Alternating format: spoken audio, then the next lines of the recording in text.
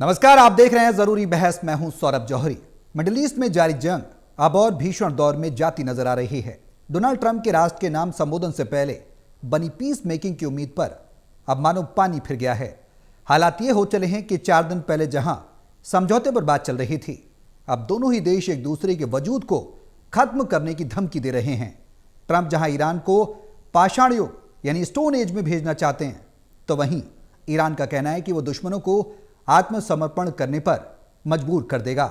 वहीं होर्मुज खुलवाने को लेकर भारत सहित मिडिल ईस्ट के खाड़ी देशों के साथ ब्रिटेन और 60 अन्य देशों ने बैठक भी की है।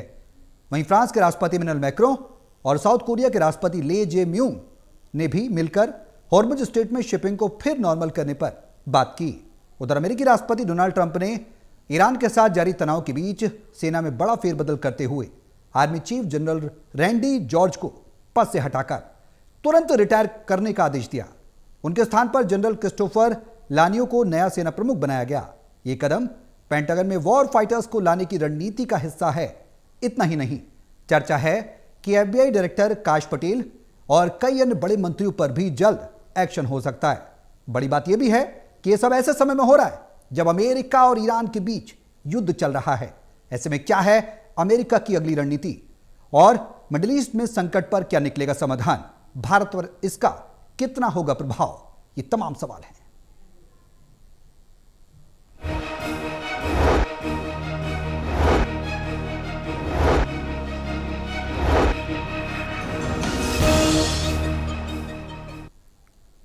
तो 28 फरवरी से जारी जंग आज पूरे 36वें दिन में प्रवेश कर चुकी है, लेकिन हालात नॉर्मल होते नजर नहीं आ रहे।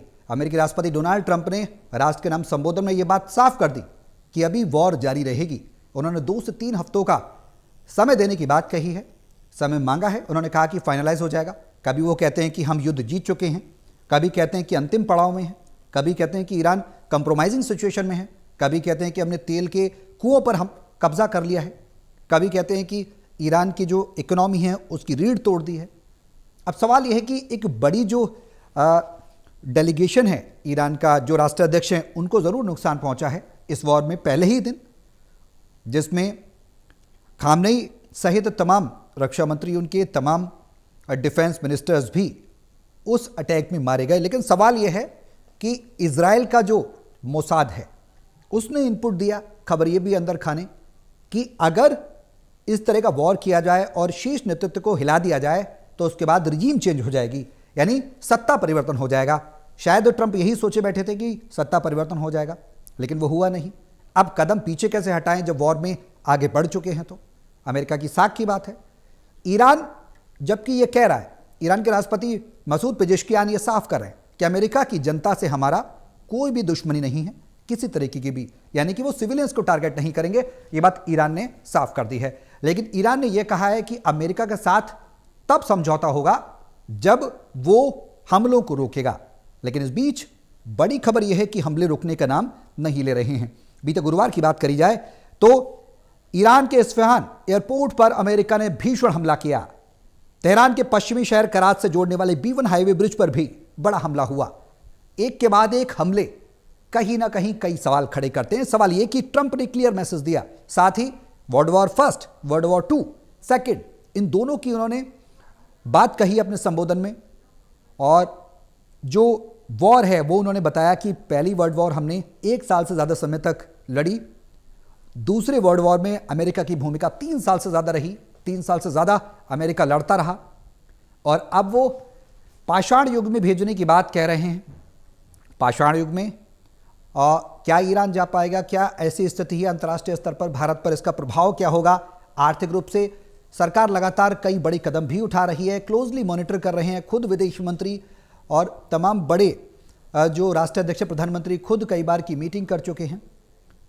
और अब ऐसे में सवाल यह है क्या बीच का रास्ता सरकार निकालेगी, क्या चुनौतियां आगे बढ़ेंगी? ये तमाम सवाल हैं। हमारे साथ पैनलिस्ट मौजूद हैं, उनका तारुफ मैं आपसे करा दूं। डिफेंस एक्सपर्ट हैं PK सहगल साहब, बहुत स्वागत है सर आपका इस चर्चा में शामिल होने के लिए। और वरिष्ठ अर्थशास्त्री हैं ललन प्रसाद जी, आपका भी बहुत स्वागत है सर इस चर्चा में शामिल होने के लिए, समय निकालने के लिए। मेरा पहला सवाल सहगल सर आपसे है, ट्रंप कभी कहते हैं वॉर खत्म हो गई, कभी कहते हैं हमने जीत लिया, कभी कहते हैं अंतिम पड़ाव में है, और कभी ये कहते हैं कि ईरान कंप्रोमाइजिंग सिचुएशन में आ गया है, कभी कहते हैं कि हॉर्मुज को खुलवाना है, स्ट्रेट ऑफ हॉर्मुज नहीं है, स्ट्रेट ऑफ ट्रंप है। आखिर ट्रंप के बयान बदल रहे हैं, ट्रंप को लग रहा है कि अब किस स्थिति में उनकी मेंटल स्टेट को समझा जाए तो वो क्या, और मौजूदा स्थिति को देखें तो वॉर की वो क्या कहती है। देखो, जहां तक ट्रंप का ताल्लुक है, ट्रंप सुबह कुछ बोलते हैं, शाम को कुछ बोलते हैं, अगले दिन कुछ और बोलते हैं। जी उनके जो डिफेंस सेक्रेटरी है हेगसेट, उसको और कुछ बोलते हैं, माइक रूबियो कुछ और बोलते हैं। जी जेडी वांस ने चुप्पी थानी हुई है, चुप्पी। जेडी वांस आज तक कुछ नहीं बोले जहां तक लड़ाई का ताल्लुक है। जी ट्रंप ने जो भाषण दिया, उसमें भाषण में भी कुछ नई नई चीजें नहीं थी। उन्होंने वही चीजें दोहराई है जो कई बार पहले दोहरा चुके हैं। जी उन्होंने 4 चीजों का वर्णन किया। पहले उन्होंने कहा कि ये जंग जरूरी जरूरी था, क्योंकि अमेरिका को और इसराइल को पिछले 47 साल से वो क्या था, death to America, death to Israel, और न्यूक्लियर हथियार बनाने जा रहा था जो हम उनको बनाने नहीं देंगे। हम्म दूसरा, उन्होंने कहा कि हम हर प्रकार से ये जंग जीत चुके हैं, हम्म जबकि वास्तव में उन्होंने साफ तौर पे कहा कि हमने उनकी नेवी को खत्म कर दिया, उनकी एयरफोर्स को खत्म कर दिया, एयर डिफेंस को खत्म कर दिया, और बड़े पैमाने पर उनके कोस्टल एसेट्स को भी खत्म कर दिया, उनके रिफाइनरीज को खत्म कर दिया, और वास्तव में हम जंग जीत चुके हैं। जी लेकिन वो साफ तौर पे कहते हैं कि जंग जीते बिल्कुल नहीं है। उतना ही जबरदस्त नुकसान अमेरिका के एसेट्स को हुआ है जो मिडिल ईस्ट में है। उनके 30 बेसेस थे, 17 बेसेस जो कम्प्लीटली वाइप आउट हो गए। उनकी सारी एम्बेसीज को नुकसान हुआ है, बाकी 13 बेसेस भी को भी नुकसान हुआ है। और उनकी जो 15 बड़ी आईटी कंपनीज हैं, जी उसमें ओरेकल को काफी डैमेज हुआ है। ओरेकल का जो डेटा सेंटर उसको भी बर्बाद कर दिया। अगर जी इसराइल का ताल्लुक है, इसराइल को भी बहुत नुकसान हुआ है। हम्म साथ फिर तीसरा उन्होंने कहा कि हर हालत में हर हालत में जो है हम इस जंग को जीत कर रहेंगे, जब वो साफ तौर पे जानते हैं कि जंग जीत नहीं सकते। हम्म फिर तीसरा उन्होंने कहा कि जंग जंग जारी रहेगी। जी उन्होंने कहा कि अगले 2 से 3 हफ्ते तक हम जंग जारी रखेंगे, हम्म और जैसे ही 2-3 हफ्ते खत्म होंगे हम कोई बड़ा हमला जी करेंगे। जी फिर चौथा उन्होंने कहा कि मतलब एंड गेम का जिक्र नहीं किया। हम्म और जब उनकी प्रेस कॉन्फ्रेंस हुई, तो प्रेस कॉन्फ्रेंस के बाद भी अगले दिन प्रेस कॉन्फ्रेंस में साफ तौर पे नजर आया कि अमेरिका के पास कोई स्ट्रेटेजी नहीं है, कोई एंड गेम नहीं है। जी युद्ध कैसे खत्म कर रहे हैं उसका मुझे साफ तौर पे नजर आता है कि अमेरिका और इसराइल ने बड़ी मिसकैलकुलेशन किया है। बिल्कुल बिल्कुल ईरान की काबिलियत को अंडर एस्टिमेट किया, बिल्कुल अपनी ताकत को ओवर एस्टिमेट किया, अपनी जी टेक्निकल प्रोग्रेस को, अपनी एयर पावर को ओवर एस्टिमेट किया। हम्म दुनिया में एक भी जंग अभी तक केवल एयर पावर से नहीं जीती जा सकती। बिल्कुल और सही सी जितने बात। बड़े हमले कर रहे हैं हम्म ईरान, वो साफ तौर पर दर्शाता है कि ईरान के पास अभी भी बहुत क्षमता है। हम्म उन्होंने आज बड़े पैमाने पर पेंटागन में कुछ चेंजेस किए हैं। ये जी साफ लड़ाई लड़ाई के मध्य में ऐसे चेंजेस जो है साफ तौर पर दर्शाता है कि ट्रंप के अंदर पैनिक है। हम्म पेंटागन के अंदर एक किस्म से उनकी उनकी फौज का मोरल और मोटिवेशन गिर सकता है। जी क्योंकि ये जो, अगर आपने जॉर्ज रेड्डी की प्रेस कॉन्फ्रेंस सुनी है उनके रेजिग्नेशन के बाद, तो उन्होंने साफ तौर पे कहा कि उन्होंने ट्रंप को क्लियर एडवाइस दी थी कि इस युद्ध में आप शामिल मत कीजिए, ये युद्ध अमेरिका के हित में नहीं है। फिर उन्होंने साफ तौर पे कहा कि अगर आप ट्रुप्स और ग्राउंड उतारोगे तो निश्चित हमारे लिए अंजाम बुरा होगा। जी और हेगसेथ ने साफ तौर पे कहा कि डोनाल्ड ट्रंप जो है अपने आप को ऐसे एडमिरल चाहते हैं, ऐसे एयर मार्शल चाहते हैं, ऐसे चीफ चाहते हैं जो उनके एजेंडा को फॉरवर्ड करे, जी उनके जी खिलाफ कोई बातचीत नहीं करे। हम्म उन्होंने नेशनल सिक्योरिटी काउंसिल को भी 30% कर दिया, 70% को निकाल दिया है। जी और उसमें भी कंप्लीट यस मैन डाल दिए, हम्म जो केवल और केवल ट्रंप की बातें मानते हैं और ट्रंप के विचारों से सहमत है। हम्म फिर काश पटेल फिर उन्होंने अटॉर्नी जनरल को डिसमिस कर दिया। हम्म फिर काश पटेल ने साफ तौर पे कहा कि ट्रंप ने कल कहा था कि 90% जो है हमने ईरान की मिसाइल्स और उनके ड्रोन जो है नष्ट कर दिए। हम्म लेकिन वो कह रहे हैं कि उनके पास अभी भी 50% से ज्यादा लॉन्चर्स हैं, मिसाइल्स हैं जी और ड्रोन्स हैं। और जी ये कहाँ पे ठीक रखे है हुए हैं इसके बारे में बिल्कुल ना तो इसराइल को पता लग रहा है, अमेरिका को पता लग रहा है। जी जी तो काश पटेल की स्टेटमेंट जो है ये भी ट्रंप को अच्छी नहीं लगी। जी और ट्रंप कह रहे हैं उनको भी शायद आज या कल डिसमिस कर देंगे। हम्म तो वास्तव में ये डिसमिसल साफ तौर पे दर्शाता है हम्म कि जहां तक पेंटागन है और व्हाइट हाउस में बहुत जबरदस्त दरार पड़ गई है। ठीक है उनके डिफरेंस ऑफ जी सेक्शन है, डिफरेंस ओपिनियन है। जी और पॉलिटिकल डिसीजन मेकिंग और मिलिट्री की मैं एडवाइस लौटता हूँ जो है सर। उसको नजरअंदाज कर रहे हैं। ठीक है ठीक है ट्रंप को साफ तौर पे नजर आना चाहिए कि ये अमेरिका के लिए युद्ध जो खतरनाक है, वास्तव में अमेरिका अगर लंबी युद्ध में इन्वॉल्व हो जाता है तो उसका बेनिफिट केवल रशिया और चाइना को होगा। ठीक है मैं लौटता हूँ ट्रंप सर। की ठीक है मैं लौटता हूँ सर आपके पास। हमारे साथ रक्षा विशेषज्ञ हैं रणबीर आर राय सर, बहुत स्वागत है सर आपका इस चर्चा में शामिल होने के लिए। आपसे मैं सवाल लूंगा, लेकिन उससे पहले ललन प्रसाद जी हमारे साथ जुड़े हुए हैं। भारत की इकोनॉमी पर किस तरह से सर असर पड़ेगा, क्योंकि हमने देखा बीच में सरकार ने एक्साइज ड्यूटी घटाई, कस्टम ड्यूटी में भी काफ़ी कमी की है, सरकार बैलेंस करने की कोशिश कर रही है कि अंतर्राष्ट्रीय स्तर का जो दबाव है वो आम जनता पर ना पड़े, सरकार अपने ऊपर वहन कर रही है। अब देखा जाए तो अगर ये वॉर और आगे चलती है, ज्यादा चलती, जैसे कि अभी रुकने के आसार तो नजर नहीं आते सर, तो भारत पर आर्थिक तौर पर क्या प्रभाव पड़ता नजर आएगा और भारत के पास क्या विकल्प हो सकते हैं? देखिए, आर्थिक स्थिति पर तो प्रभाव पड़ ही रहा है। जी और जब तक ये युद्ध बंद नहीं होगा और हार्मुज की खाड़ी खुलेगी नहीं, तब तक ये दबाव बना रहेगा हमारी अर्थव्यवस्था पर। जी। एक तो हमारी करेंसी की कीमत बहुत नीचे चली गई थी, अब रिजर्व बैंक ने थोड़ा प्रयत्न किया है, उससे थोड़ा ऊपर आया है। लेकिन जो विदेशी निवेशक हैं वो पैसे अपने बाहर निकाल रहे हैं काफी तेजी के साथ। और पिछले महीने में मेरा ख्याल है जितने विदेशी निवेशकों ने पैसा अपना शेयर बाजार से निकाल लिया है, जी। ऐसा पहले बहुत कम हुआ था। क्योंकि जो आर्थिक और राजनीतिक स्थिति में जो अस्थिरता आ गई है इस समय सारी दुनिया में, जी। तो निवेशक सुरक्षित जगह चाहते हैं जहां उनको इनकम भी हो और उनका पैसा सुरक्षित रहे। तो अब डॉलर, क्योंकि डॉलर की कीमत बढ़ रही है इंटरनेशनल मार्केट में, और अमेरिकी फेडरल रिजर्व की भी जो नीति थी इंटरेस्ट रेट की, वो फेवरेबल है निवेशकों के लिए वहां के, तो उन्होंने यहाँ से काफी पैसा बाहर निकाल दिया है। और हमारी जो किटी थी फॉरेन एक्सचेंज की, उसमें भी कमी आई है जी। ये तो फॉरेन एक्सचेंज के अलावा आप आंतरिक स्थिति हमारी देखें, सरकार के रेवेन्यू पर असर पड़ रहा है।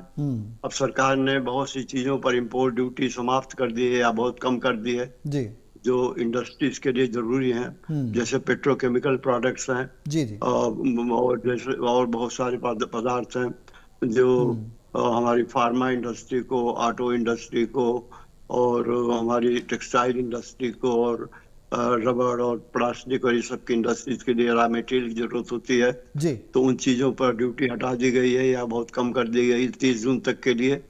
तो इससे रेवेन्यू में भी कमी होगी सरकार, और जो टैक्स से, जो कस्टम ड्यूटी से जो पैसा सरकार को मिलता है वो भी कम होगा। दूसरी बात यह है कि हमारे अर्थव्यवस्था पर एक बहुत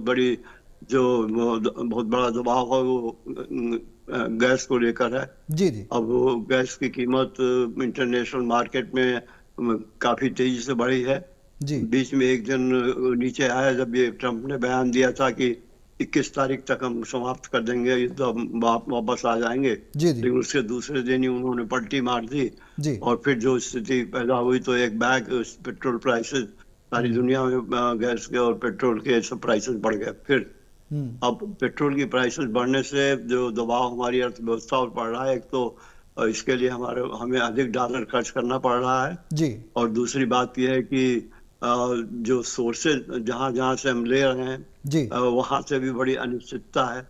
अब सबसे ज्यादा तो हम कतर से लेते थे गैस, जैसे फॉर एग्जाम्पल, तो अब वो कतर में जो उन्होंने उनके जो गैस फील्ड वगैरह बर्बाद कर दिया है, तो उनकी एक्सपोर्ट की क्षमता बहुत कम हो गई है।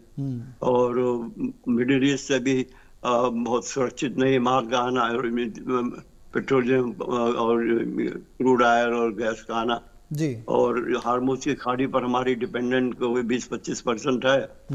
अब अमेरिका ने प्रस्ताव किया है और शायद भारत सरकार ने उस पर आगे बात चल रही है कि अमेरिका से हम बड़ी मात्रा में तेल खरीदेंगे। तो अब ये जो पेट्रोल की किल्लत हुई है और गैस की, और उसकी वजह से जो प्राइसेस बढ़े हैं, और हमारे जो पब्लिक सेक्टर और प्राइवेट सेक्टर की जो कंपनीज हैं, रिफाइनरीज हैं, उनको भी घाटा हो रहा है, क्योंकि उनका कास्ट, प्रोक्योरमेंट कास्ट बढ़ गया है। हार्मुज की खाड़ी से जो माल आते थे अब वहाँ टैक्सेस और लगने लग गए हैं और तमाम तरह की बाधाएं हैं, जिसकी वजह से वो इंश्योरेंस कास्ट बढ़ गया है, शिपिंग कास्ट बढ़ गया है जी जी। और इनसिक्योरिटी जो है ये, इन सब से जो प्रेशर पड़ा है इकोनॉमी के ऊपर, तो उसका इम्पैक्ट तो देखने को मिल रहा है बिल्कुल। लेकिन सरकार ने कुछ ऐसे ठोस निर्णय लिए हैं जिसकी वजह से आम आदमियों को परेशानी नहीं हो रही। कम से कम थोड़ी बहुत लाइनें देखी जा रही है, बात जरूर है, लेकिन कोई ऐसी किल्लत नहीं है जैसी बांग्लादेश में या नेपाल में या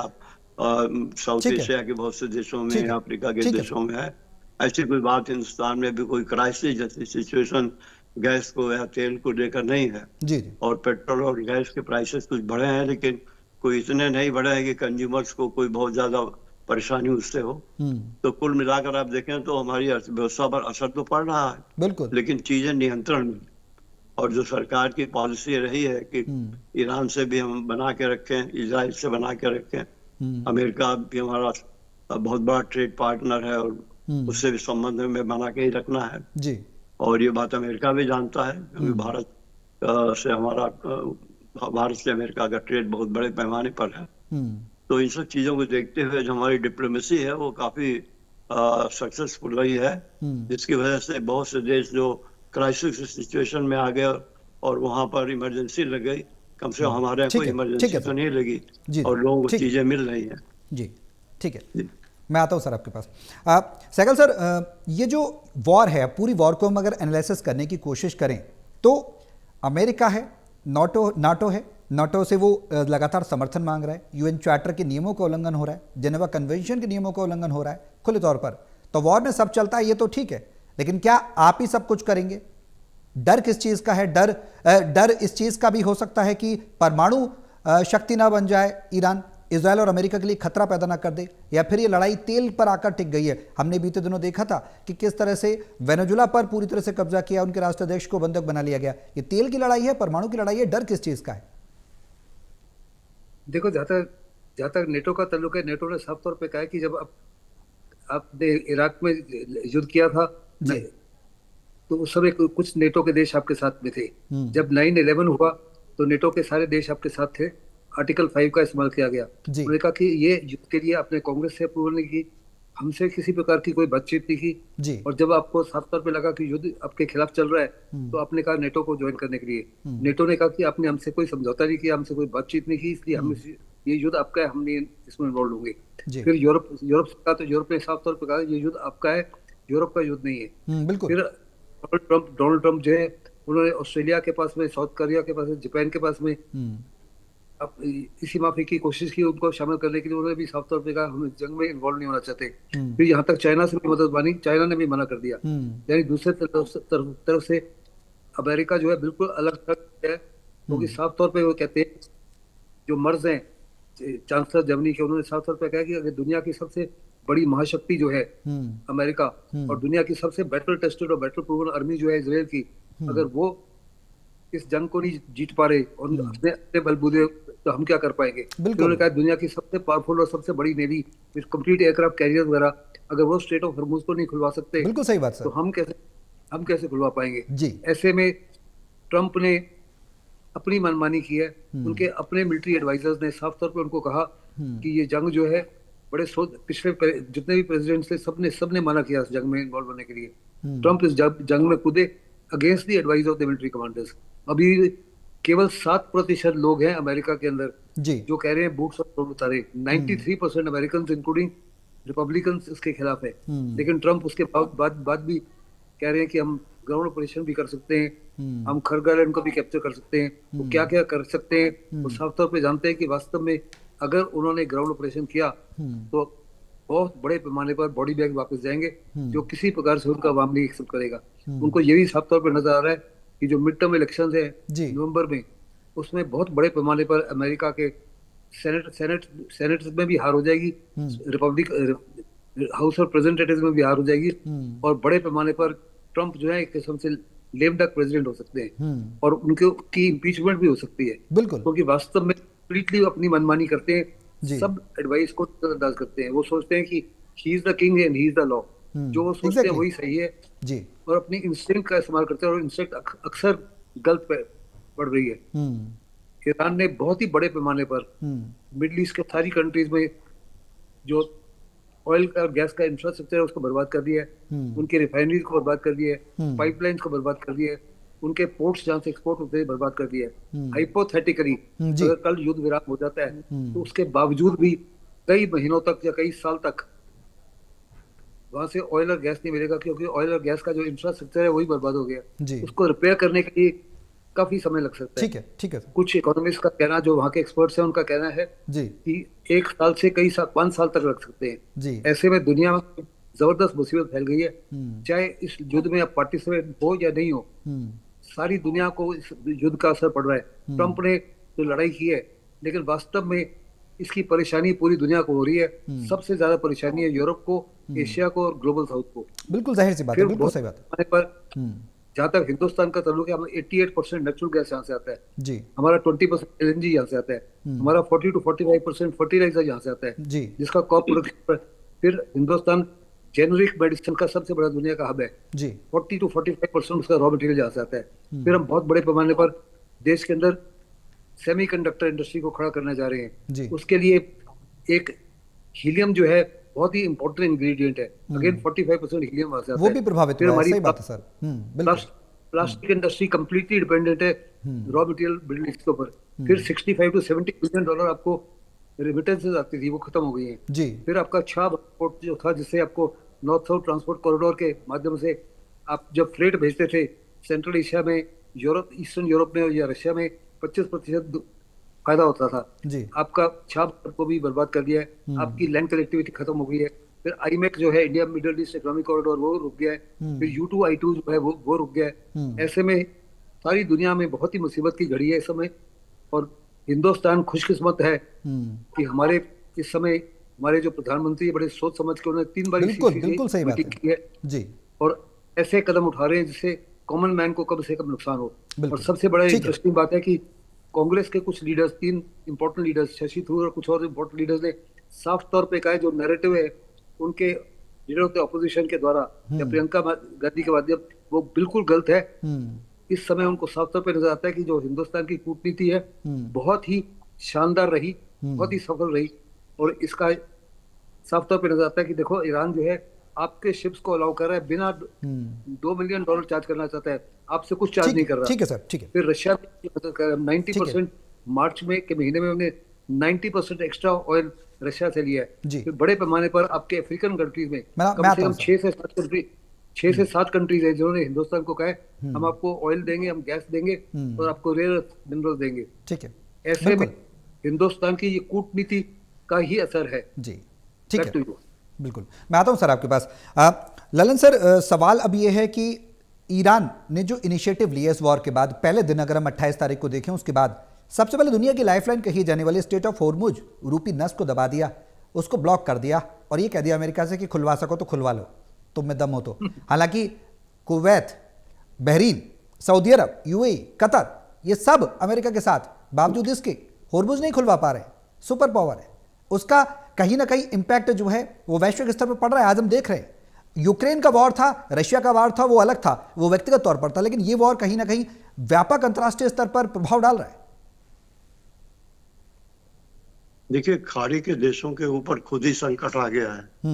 अब वो जगह जगह बमबारी कर रहे हैं जी। कोई भी खाड़ी के जितने देश हैं मध्य एशिया के, उन सबके ऊपर तो सबके जो ऑयल फील्ड है, क्योंकि दुनिया का सबसे ज्यादा क्रूड ऑयल का प्रोडक्शन और गैस का प्रोडक्शन खाड़ी के देशों में ही होता है, जो अरब कंट्रीज है, और वो भी मुसलमान कंट्री है और मारने वाला भी मुसलमान कंट्री है जी जी। एक बड़ी अजीब सी स्थिति दुनिया में पैदा हो गई है। जो मेन स्रोत तेल का और गैस का सारी दुनिया के लिए था, उसी के ऊपर संकट मंडराया हुआ है। और अब एक स्थिति थोड़ी और नाजुक इसलिए भी हो गई कि जितने अमेरिकन बेसिस थे इस एरिया में, सबको उन्होंने, ईरान ने बर्बाद करने की कोशिश की है। पार्शली या फुल्ली बहुत ज्यादा अधिकांश बेस खत्म हो गए हैं। तो अमेरिका की हिम्मत भी वहां से हट गई है। अब अमेरिका उनको कहता है अपनी रक्षा अपने आप करो। अब वो बेचारे अपनी रक्षा अपने आप कहाँ करें? कभी उन्होंने अपनी सेना नहीं बनाई, कभी उन्होंने कोई इतना बड़ा मिलिट्री इंस्टॉलमेंट इंफ्रास्ट्रक्चर नहीं तैयार किया। बिल्कुल सही से बात। उनको तो तेल आसानी से बिकता था और खूब ऐसा आराम करते थे। अब जो स्थिति अरब देशों की है कि उनको छोड़ दिया गया कि आप अपने आप को सुरक्षित करिए, अपने आप को बचाइए, तो उनके लिए बड़ी मुसीबत हो गई। अब सऊदी अरब है, ये सब कुवैत, सब अमेरिका को बार बार कह रहे हैं कि भाई आप हमारी रक्षा कीजिए, आप हमें प्रोटेक्ट कीजिए, प्रोटेक्शन दीजिए, इससे पहले दे रहे हैं। तो अमेरिका के लिए तो समस्या है कि अमेरिका पहले अपने आप को देखे या दूसरों को देखे। ठीक है सर, समय थोड़ा कम है सर, समय थोड़ा कम। हमेशा रही कि जी अमेरिका पहले और बाकी सब बाद में। ठीक है। तो अब वो बाकी देश जो इनके ऊपर डिपेंडेंट है, जिसको एक्सप्लॉइट किया अमेरिका ने खूब अच्छी तरह से। सारी अमेरिकन कंपनी, बड़ी बड़ी जितनी कंपनी है तेल की, सब अमेरिकन कंपनीज है, और जो मुनाफा होता था वो उस कंट्री को भी जाता था, लेकिन मुनाफे का बड़ा हिस्सा तो अमेरिका को ही जाता था अभी तक जी। तो अब वो जो नुकसान हो रहा है अमेरिका को, अमेरिकन कंपनीज को, और जो वहां पर कंट्रीज के लोगों का जो नुकसान हो रहा है, तो बहुत बड़ा नुकसान है। बिल्कुल। और उसकी वजह से अब चूंकि तेल की सप्लाई कम हो गई, तो बाकी कंट्रीज हमारे जैसे देश जितने हैं वो सारे परेशान हैं। बिल्कुल जाहिर सी बात है। हमें तो तेल के भी डिपेंडेंट दूसरों के ऊपर है। अब गैस की डिपेंडेंट तो 60% लगभग हम इंपोर्ट करते हैं, और क्रूड ऑयल भी तकरीबन 30-40% बाहर से ही मंगाते हैं। बिल्कुल। तो हमने तो कोशिश किया, हमारे यहाँ गवर्नमेंट ने जो समय थोड़ा कम पॉलिसी बनाई कि हम रिन्यूएबल एनर्जी पर जाएंगे, और उसके लिए काफी प्रयत्न भी किया गया, और धीरे धीरे इस देश में रिन्यूएबल एनर्जी की ऊर्जा का उत्पादन काफी बढ़ा है जी। और कोशिश यही होगी फ्यूचर में भी हम ऐसी प्लानिंग करें कि ये जो पेट्रोल और डीजल के ऊपर हमारी डिपेंडेंस कम हो जाए, गैस पर कम हो, और लोकल ऊर्जा जो हमारी है, रिन्यूएबल एनर्जी है, उससे हम ज्यादा काम चलाएं। ठीक है सर। और इनकी प्रोडक्शन भी, गैस की और पेट्रोल की, क्रूड ऑयल की प्रोडक्शन भी बढ़ाएं। ठीक है। और कुछ हमारे लिए पॉसिबिलिटीज भी नई आई हैं जी। अंडमान निकोबार में बहुत बड़ा गैस फील्ड निकला है, थोड़ा कम है सर, मुझे रोकना होगा सर। उड़ीसा में बहुत बड़ा ऑयल फील्ड निकला है। अब ये कि इनके कमर्शियल एक्सप्लॉयटेशन में समय लगेगा जी। लेकिन भारत को मिलाकर अपने आप को इस योग्य कुछ वर्षों में बना देगा जी। कि जब दुनिया के और देशों पर उसकी डिपेंडेंस इन मामलों में थोड़ी कम हो जाएगी, तब इस तरह की स्थिति में बड़े आराम से फेस कर सकते हैं। ठीक है। लेकिन फिर भी कुल मिलाकर हम ऐसी स्थिति में नहीं, कोई संकट है हम, क्योंकि बहुत सारे देश हमारे जो आगे आए हैं, जो हमें तेल लेने के गैस। भारत का अगला इनिशिएटिव क्या होगा ये देखना होगा सर। अब भारत का अगला इनिशिएटिव क्या होगा और किस तरह से इस संकट के बीच अपनी इकोनॉमी को बैलेंस कर पाएगा और लोगों को जो रिसोर्सेज हैं, ऊर्जा आपूर्ति है, वो दिलवा पाएगा, सुरक्षा भारतीय नागरिकों को सुनिश्चित कर पाएगा, ये भारत सरकार लगातार क्लोजली मॉनिटर कर रही। देखना होगा कि अब युद्ध 2 से 3 हफ्ते दिए हैं ट्रंप ने, वो कितने निर्णायक होंगे आने वाले समय में, और कितनी बड़ी चुनौतियां भारत के सामने या वैश्विक रूप से निकल कर सामने आती है। बहुत शुक्रिया आप सभी का मेरे साथ इस चर्चा में शामिल होने के लिए।